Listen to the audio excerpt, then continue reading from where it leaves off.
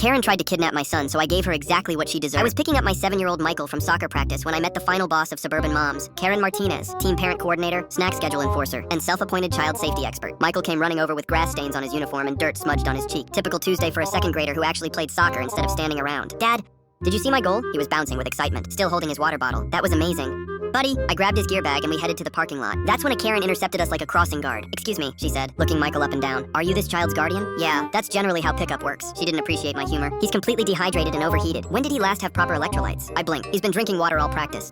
He's fine. Karen crouched down to Michael's level. Sweetie, does Daddy make sure you have sports drinks during activities? Do you get proper recovery nutrition? Michael looked confused.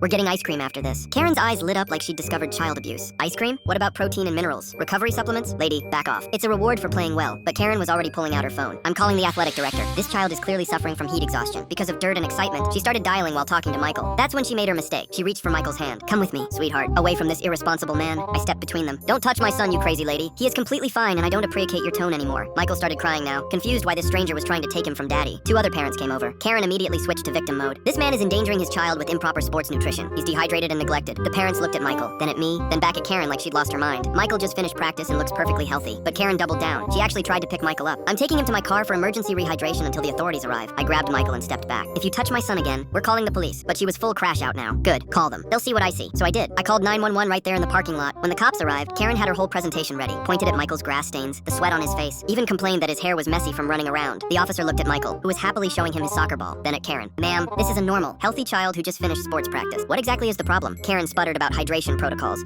while Michael giggled and tried to show the officer his new moves. Sir, the cop said to me, is this woman bothering you? She tried to take my son and won't stop harassing us. That's when Karen made her second mistake. She told the officer he was failing to protect a child in medical distress and tried to grab Michael again. This time, I witnessed it. They arrested her for harassment of my child and I. But the story doesn't end there. 2 weeks later, I got a letter from Karen's lawyer. She was suing me for defamation and intentional infliction of emotional distress. Apparently, getting arrested for trying to kidnap someone's kid was somehow my fault. Her lawsuit claimed I had maliciously portrayed her as a criminal when she was just being a concerned community member. So I did what any reasonable parent would do. I fought back with research. Turns out, Karen had a pattern. I talked to other parents on the team. She'd been reporting families to child services for months over ridiculous things. One family got investigated because their kid brought Gatorade instead of organic coconut water. Another got reported because their child wore regular sneakers instead of professional athletic shoes. She'd been using CPS as her personal parenting enforcement tool, wasting taxpayer money and traumatizing families over normal childhood activities. So I documented everything, made a detailed report of her harassment pattern, and sent it to the soccer league, the school district, and CPS themselves. The soccer league banned her from all team activities. Her coordinator position got revoked. CPS flagged her as a repeat false reporter. But the best part? We subpoenaed her social media accounts and found out she'd been running a secret Facebook group called Concerned Parents Watch,